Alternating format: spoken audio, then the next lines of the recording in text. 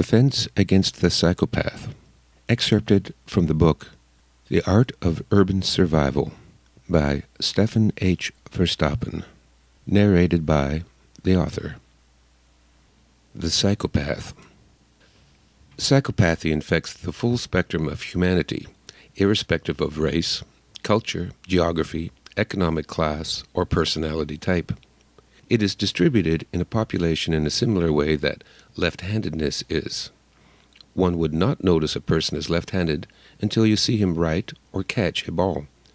Similarly, one may not notice a psychopath until you see him do something that requires them to have a conscience. Most people think of a psychopath as a rare creature found only in the lowest levels of society. However, the reverse is true. They are not rare, but actually quite common, and you are more likely to find psychopaths in the boardroom than on the wrong side of the tracks. The reason is that the more competitive a particular environment is, the more ruthless the use of the cheating strategy becomes. Within the highest circles of power and wealth, a lack of pity and remorse is practically a prerequisite to success, and only the psychopathic mentality can thrive. Because of the tremendous destruction psychopaths reap on society, it is vital for everyone to be aware of their existence and to recognize their behavior traits. Understanding them is the first step to defending against them. Key characteristics: lack of empathy. Empathy is the ability to experience within oneself the feelings and emotions expressed by others. It is what allows us to feel what others are feeling. It is why we are inspired by works of art, music, and poetry. Empathy allows us to experience the grandeur of life, to be truly alive, and is one of the defining characteristics of what makes us human. Psychopaths have no empathy, and as a result, they are neither truly human nor truly alive. When they see anormals, admiring a piece of art, or playing with their children, or caring for a pet, or any number of human emotional interactions, they cannot understand what all the fuss is about. Psychopaths realize at an early age that they are different, and that they should act as everyone else does in order to be accepted into society.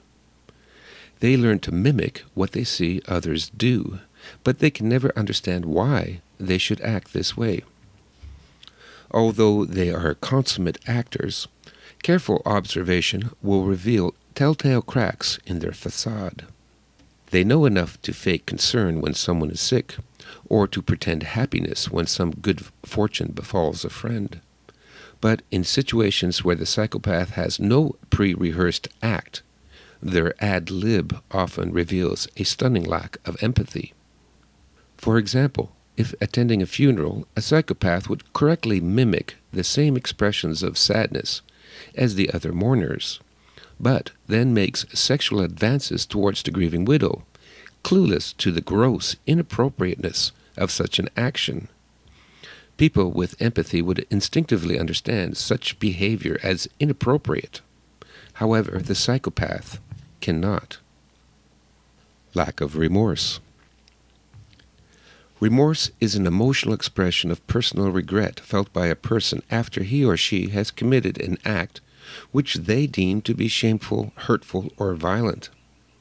This very definition precludes a psychopath from experiencing such a feeling.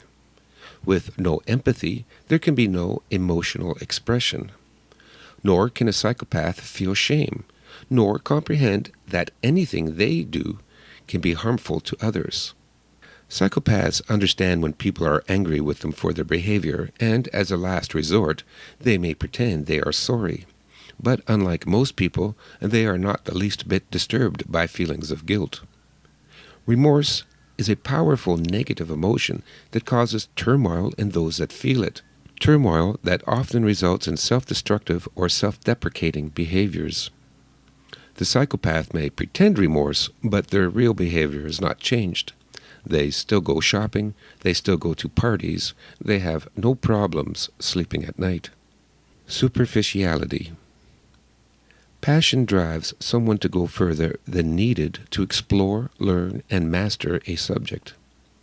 Most people enjoy listening to music, but it is someone passionate about music that goes on to learn how to play an instrument. Similarly, many people are interested in new technology, but only a passionate person goes on to become an engineer. Lacking passion for anything other than themselves, psychopaths can never penetrate beyond the surface of most knowledge. As a result, they exhibit a superficial comprehension of some or many subjects, but are often seen by true experts as being shallow. Their superficiality extends to their attempts at acting normal by exhibiting false emotions through an exaggerated affect. Grandiosity. Despite being shallow and superficial, psychopaths show no self-esteem issues. Psychopaths live in a falsely constructed worldview in which they are both literally and figuratively God. Often seen as megalomaniacs, they also have an equally overblown sense of entitlement. Irresponsibility. Psychopaths are irresponsible because nothing is ever their fault. Someone else, or the world at large, is always to blame for all of their problems. This makes sense if you understand that psychopaths think themselves perfect.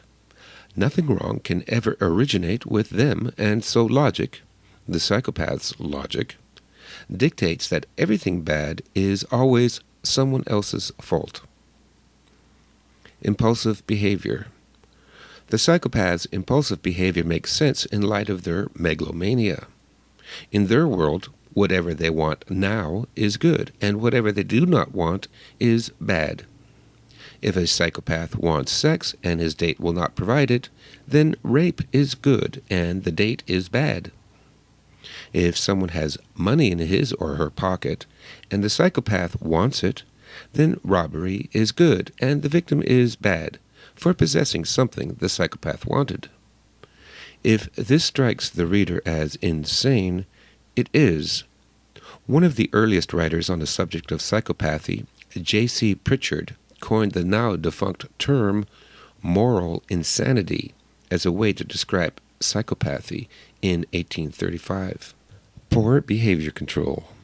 This characteristic can be misleading since many psychopaths exhibit excellent self-control by having to pretend to be normal for most of their lives. The lack of self-control comes into play when the megalomania causes them to do and behave exactly as they please at any time they have an urge. This brings us to the next characteristic. Lacking goals. Another characteristic attributed to the psychopathic personality is the lack of goals, but this can be misleading. Many psychopaths have goals, such as murder 2 victims at once, sabotage a co-worker, or become president. However, often long-term goals are subverted to short-term goals that are, as described previously, whatever the psychopath wants at that particular moment. Compulsive lying. Living at the expense of the rest of humanity would be an impossible situation in a rational society. Psychopaths have solved this dilemma through their premier weapon, lies. Lies hold together their view of themselves, their own private universe, and facilitate their need to live parasitically off the rest of society. Without empathy, shame, and remorse, they are free to lie as often and as outrageously as they please. Normal people would blush or sweat or tremble if they dared stretch the truth to the same degree. However, for the psychopath, lying is as easy and natural as breathing. This is why they often pass polygraphs. They do not register the physiological reactions that non-psychopaths would when lying. They are so good at lying they can fool trained psychiatrists and even other psychopaths. What is important to know is that given the right circumstances, they can fool anyone. Manipulative. Hand in hand with the psychopath's extraordinary ability to lie comes the ability to manipulate others for their own benefit. Having spent their lifetime studying us, Psychopaths are masters of manipulation and experts on knowing how to push our buttons to use our emotions against us. They use this ability to keep those around them confused, unable to think clearly, and off balance. Psychopaths also learn very early how their personalities can have traumatizing effects on the personalities of non-psychopaths, and how to take advantage of this for the purpose of achieving their goals. Like an electric eel that stuns its prey with an electroshock, psychopaths' inhuman personality and uncanny ability to manipulate can psychologically stun their intended victims. Antisocial behavior. The very essence of the psychopath is antisocial. Their lack of empathy for other people extends onto society and the environment. Vandalism, pollution, graffiti, animal abuse, environmental destruction, building code violations, reckless driving, and a host of morally and socially unacceptable activities are of no concern to the psychopath. These, then, are the basic characteristics that psychopaths exhibit.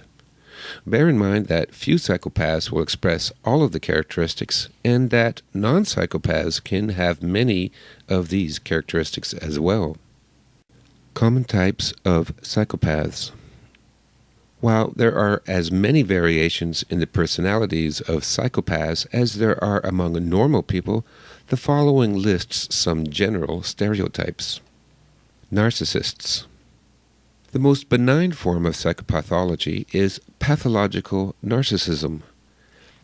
Narcissists, like the mythological Greek namesake Narcissus, are so overcome with self-love that nothing else in the world matters to them. They need a constant source of narcissistic supply, which is attention, adoration, recognition, awards, and praise. There are two basic types of narcissist, the somatic and the cerebral. Somatic narcissists take pride in their looks and appearance. They will flaunt their sexual exploits, brag of their accomplishments, show off their muscles, and display their toys. They are often health nuts, hypochondriacs, and sex addicts. Much of their narcissistic supply comes from having numerous sexual partners, but the act itself, often flamboyant and exaggerated, is nonetheless merely an empty show, put on by the narcissist for his or her own amusement.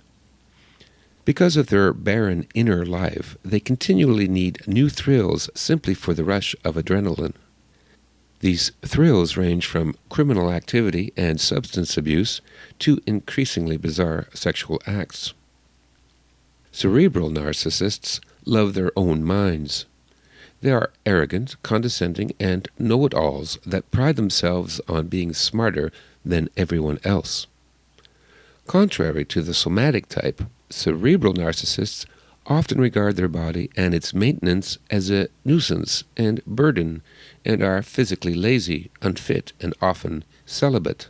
Their narcissistic supply comes from fame, notoriety, awards, and displays of wealth to create envy in others. The danger to the public from narcissists is the drain on energy, time, resources, and emotional well-being. A narcissist is interested in a person only for what narcissistic supply that person can provide.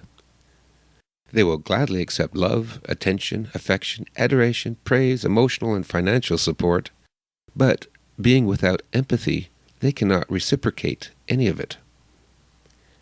Any partnership they enter into will always be one-sided. Once a person ceases to be the source of narcissistic supply, or a better source comes along, they are discarded without hesitation or consideration.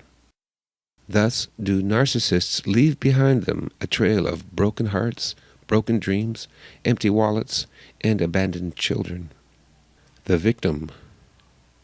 Commonly used by female psychopaths, but by no means unheard of among males, is the professional victim stereotype. Preying on what psychopaths see as weakness in others, sympathy, the female psychopath appears helpless, pitiful, emotionally fragile, persecuted, and sexually vulnerable. She pretends heartfelt gratitude for whatever small kindnesses strangers provide her, but behind the mask is a cunning, ruthless, and loveless predator. Often using sex as the hook, they can juggle several victims at a time, draining them of life and money until there is nothing left, then skipping town to avoid the repercussions. Con artists. Not all con artists are psychopaths, but psychopaths make convincing con artists. Being excellent liars, they put that talent to use by cheating others. Without a conscience or remorse to stand in the way, they are free to cheat old women out of their life savings, sell quack cures to terminally ill patients, or shortchange the blind. They are usually charming, articulate, and convincing, and make successful salespersons. Unlike the narcissist, the con artist is not as concerned about love or attention as money. There are two types of cons psychopaths engage in, the short con and the big store con. The short con is probably the one that most often comes to mind when thinking about con artists. These are the tricks and cheats that require no great intelligence to pull off, such as shortchanging, bait and switch, and a 3-card Monte, to name a few. Psychopaths that have a higher intelligence level and or come from a more respectable background are more likely to establish the big store con. These are large-scale frauds that all rely on a basic strategy. Take something of little to no value, artificially inflate that perceived value, sell to gullible investors, take the money, and run. Traditional big store cons use real estate, stocks, and bonds as the lure. Even reputable multinational corporations, accounting firms, and banks are all capable of being nothing more than a large-scale con. While the short con can deprive a victim of a few to a few $1,000s, the big store cons are especially destructive, capable of destroying an entire nation's economy. The after effects of these psychopaths are usually financial devastation, along with the repercussions of broken marriages, suicides, alcoholism, domestic violence, drug addiction, and ruined lives. Malevolent psychopaths. More popularly known as antisocial personality disorder or sociopaths, the malevolent psychopath is the real-life monster of our nightmares. These are the wife-beaters, murderers, serial killers, stalkers, rapists, sadists, pedophiles, gangsters, interrogators, and terrorists. They are usually career criminals and can amass an extensive criminal record while still in their early teens. Often showing their contempt with a sneer or smirk and with a vacant stare from cold, predatory eyes, they are dangerous, unpredictable, and easily triggered into violence. Cowardly and sadistic, they tend to target the most vulnerable in society: women, children, and the elderly and disabled. Often impulsive and opportunistic, sociopaths will not hesitate to commit any type of crime and will use manipulation, intimidation, and violence to get what they want. The malevolent psychopath can show signs of their illness as early as age 3.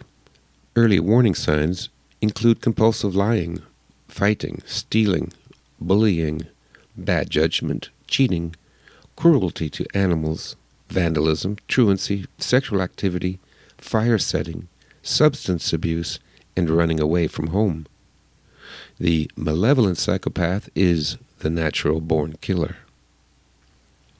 Professional psychopaths. The malevolent psychopath is the most dangerous. However, it is the professional psychopath that is the most destructive. While the victims of the former can range into the dozens, the victims of the professional psychopath can run into the tens of millions. These psychopaths litter history with genocides and the destruction of entire nations and empires.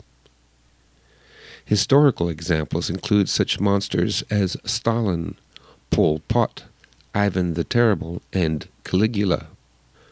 While there are many that make it to the pinnacle of the political stage, there are also such historical figures as J.P. Morgan, Randolph Hearst, and Meyer Rothschild, professional psychopaths that reach the pinnacle of the financial stage, where they cause no less misery and destruction as their political counterparts. The professional psychopath is just as malevolent, narcissistic, and remorseless as the other stereotypes. They are just much smarter. They can be found in any profession, but usually governments, corporations, and religions will be thick with them. In a corporation, the professional psychopaths are ideally suited for advancement.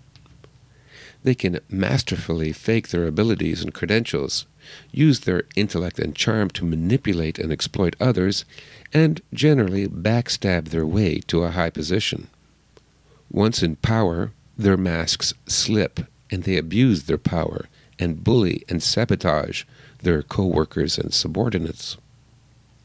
In politics, the professional psychopath's ruthlessness and cunning gives them a distinct advantage over any non-psychopath rival. They make charismatic leaders, manipulating and brainwashing the naive, vulnerable, uneducated, or mentally weak.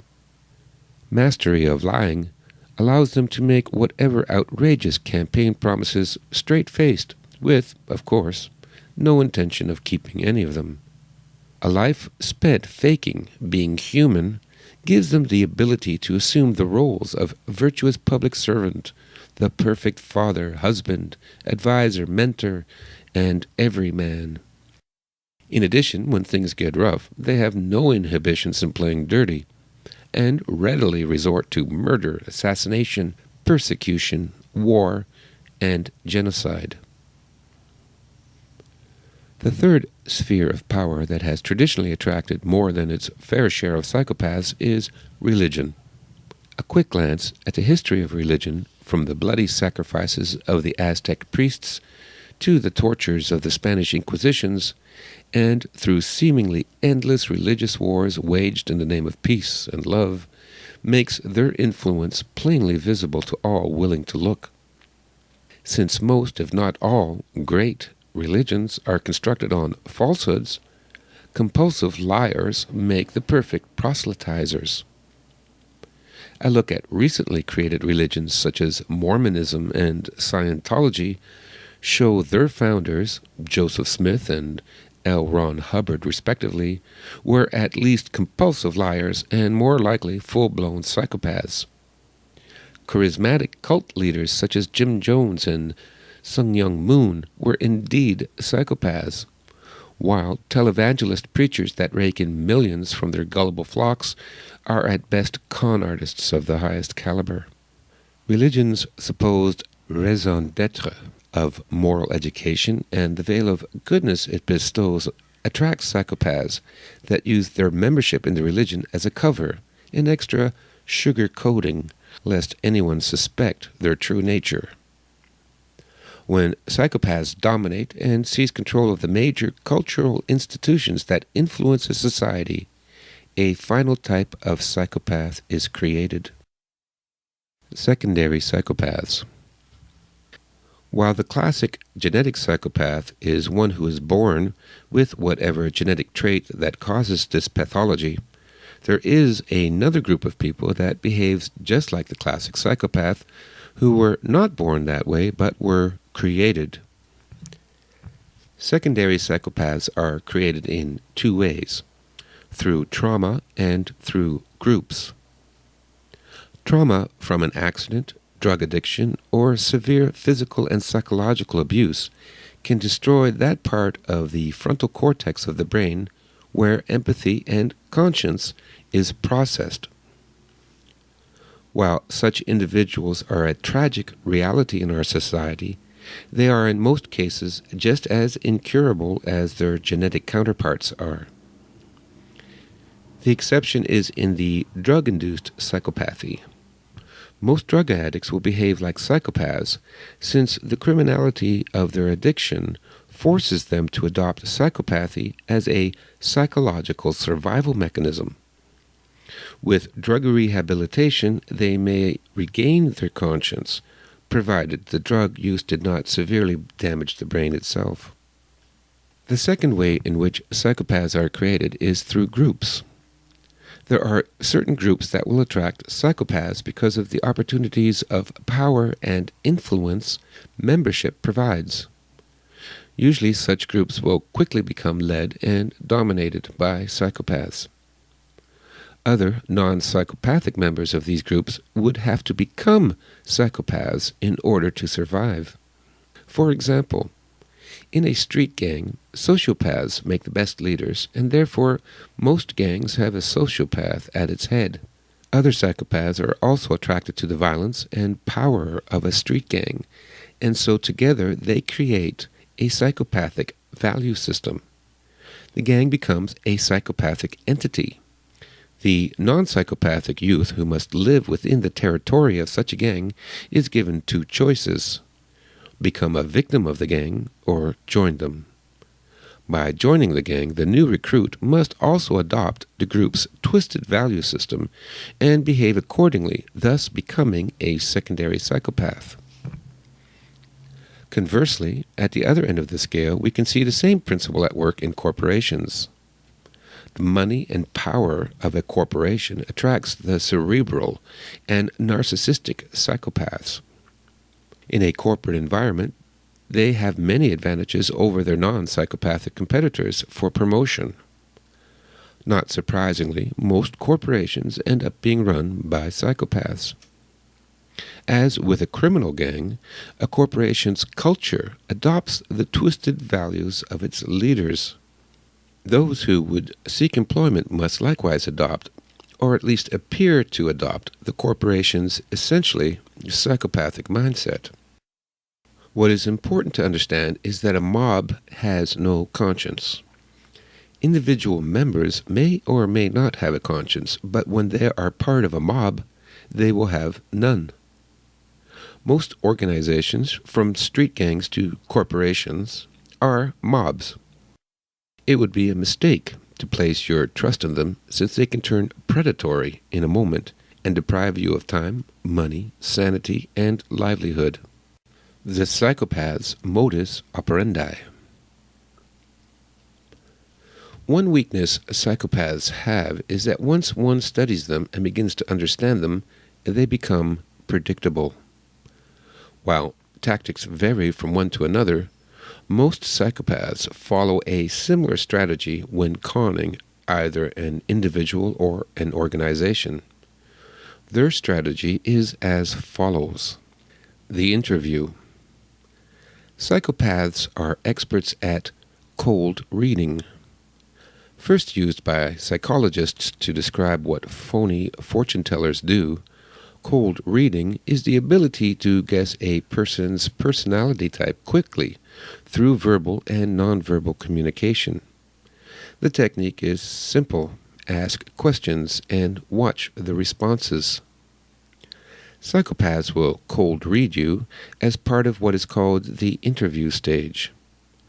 The whole purpose of the interview is for the psychopath to size you up as a potential victim. They make mental notes of different ways they could possibly manipulate you. Learning to say less and observe more when first meeting people is the easiest way to defend against a psychopath. In social situations, you can be congenial without having to reveal personal information that could be used against you later. Remember that getting to know you is a privilege that should be earned over time. The seduction. Should you or your organization be seen as a suitable victim, the next stage is the seduction. Based on the results of their interview, the psychopath will tailor the seduction to your personality. If concerned about your appearance, they will flatter your good looks. If insecure about your education, they will flatter you about your intelligence. If greedy, they will have insider information on a get-rich-quick scheme. And if cowardly, then only the psychopath can protect you from your fears. On a personal level, they will shower you with praise and attention in a whirlwind romance. They make sure that being around them is fun and exciting, so that you become addicted to the adrenaline rush they create. On the organizational level, they pretend to be the perfect employee, the most devout follower, and the most dedicated public servant.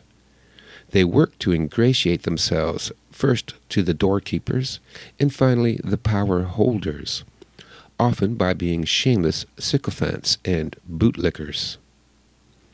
At this stage of the game, the best advice is the old canard. If it sounds too good to be true, it is. Divide and conquer. Just as a pride of lions will seek to separate a targeted wildebeest from the rest of the herd, so psychopaths seek to isolate their victims from the rest of humanity. They accomplish this through the tactic of divide and conquer. In a personal relationship, the psychopath will sabotage and undermine his or her victim's relationships with family and friends. Exasperated by the negative drama and costs associated with the victim, their friends and family drop out of contact, leaving the victim without the support and guidance of their social group. In an organizational setting, psychopaths are the consummate office politicians.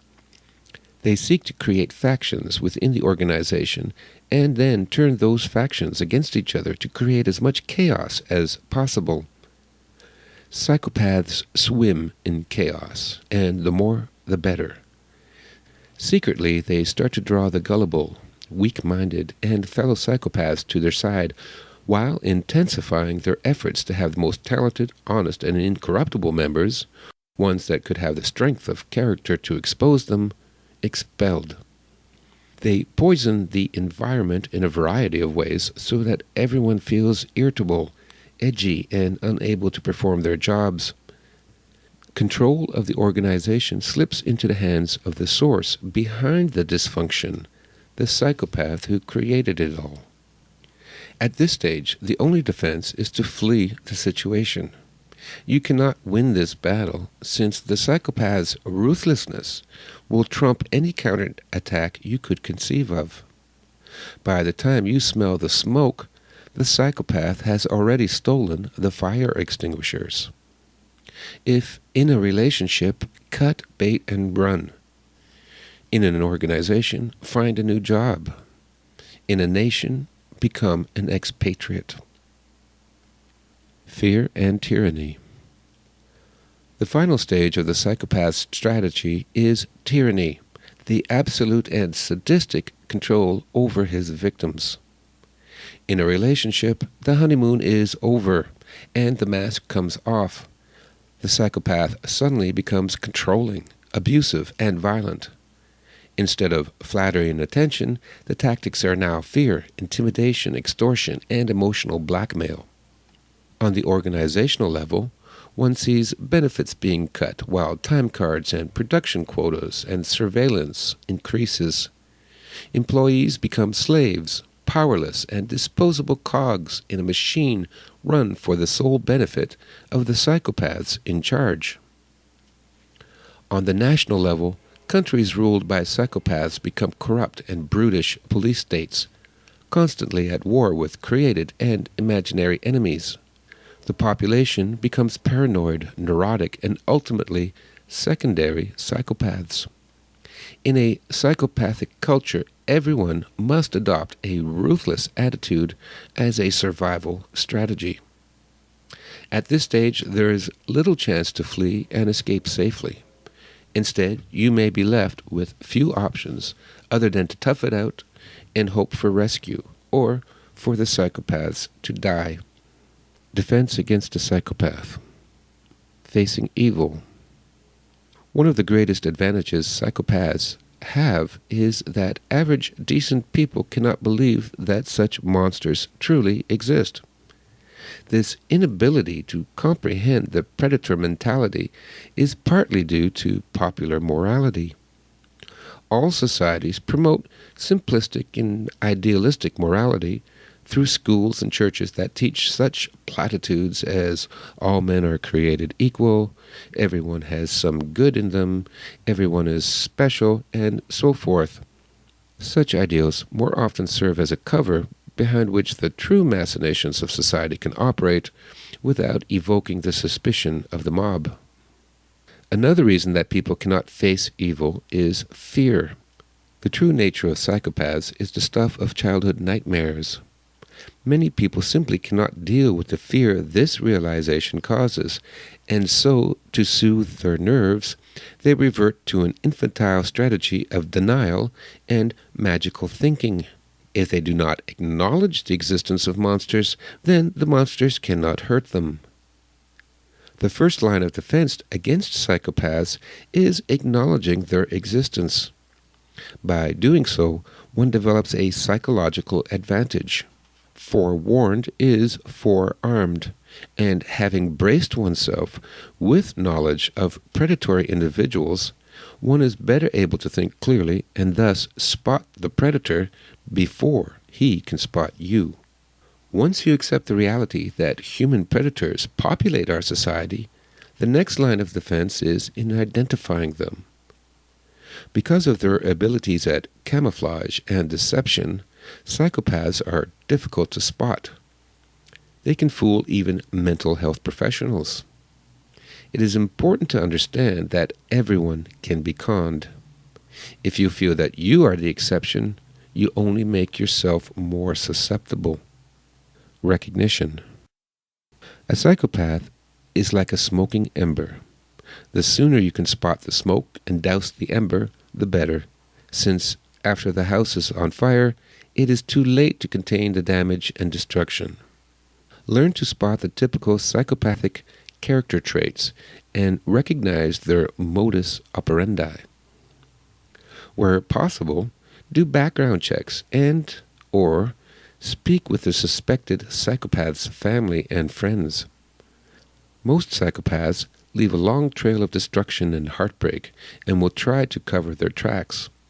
A lack of background information is therefore as suspicious as a history of betrayals. Another of their fundamental flaws is a lack of patience and the incredible energy they use to maintain their facade. Over time, they drop their masks. Thus, one of the best methods of detecting psychopaths is to wait them out. Once you identify someone as being a psychopath, you have only two options: attack or evade. What not to do. What is vital to understand is that empathy cannot defeat the psychopath. You cannot change them. You cannot reform them. You cannot find the goodness inside them. You cannot show them the way to God. And you cannot teach them about love. All these approaches are doomed to failure, since psychopaths can never understand, nor can they care about these concepts. While they may lead you to believe that you are getting through to them, in reality, your empathy infuriates them, and far from admiring your compassion, they despise you even more. While you try to understand the psychopath, they are secretly calculating how best to cause you the most suffering. One must develop a cold exterior to them and view them from a distance. Do not pity them, feel sorry for them, or sympathize with them. Attack. As a rule, the only thing that can defeat a psychopath is a bigger psychopath. However, should you feel no other recourse but to confront a psychopath, your one advantage is their fear of being exposed for what they are. They have known since childhood that they are different from most people. Their whole advantage lies in the fact that they know what they are and no one else does. Exposing a psychopath takes away his or her advantage and reveals their inner corruption for all to see. However, few people have the strength and intelligence to do this successfully. While the statistical distribution of genius and idiot psychopaths mirrors the general population, even a moronic psychopath can elude and outwit an educated accuser. Before you attempt to expose and expunge a psychopath, you must be in a position of power and you must choose the time and place. You also need to have your people briefed and ready to support you. This means creating a family and friends support group and or joining a support group.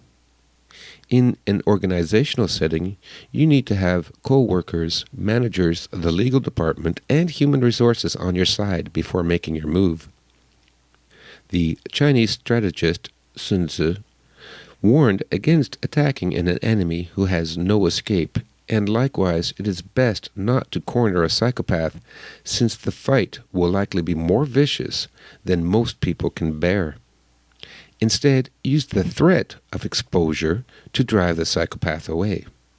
The thought that they could be exposed at any time is unnerving, and most psychopaths will give up the current game and go in search of more ignorant and vulnerable prey. In an organization, you may have to offer not to press criminal charges if the psychopath will simply resign and never come back. Evade. A safer and easier strategy is to evade. Once you have identified someone as a psychopath, you must cut him or her off and out of your life completely. In a relationship, you may need to change your locks, change your phone numbers, and block your email account, close bank accounts, get a restraining order, or move. Do not tip your hand that you are leaving. Be aware of the services of the police, law, and shelters. Take self-defense and firearms training. In conclusion, the study of psychopathy is an important new tool, not only in crime prevention, but in understanding the source behind many social ills. The more informed and aware you are of this subject, the safer you and your family will be.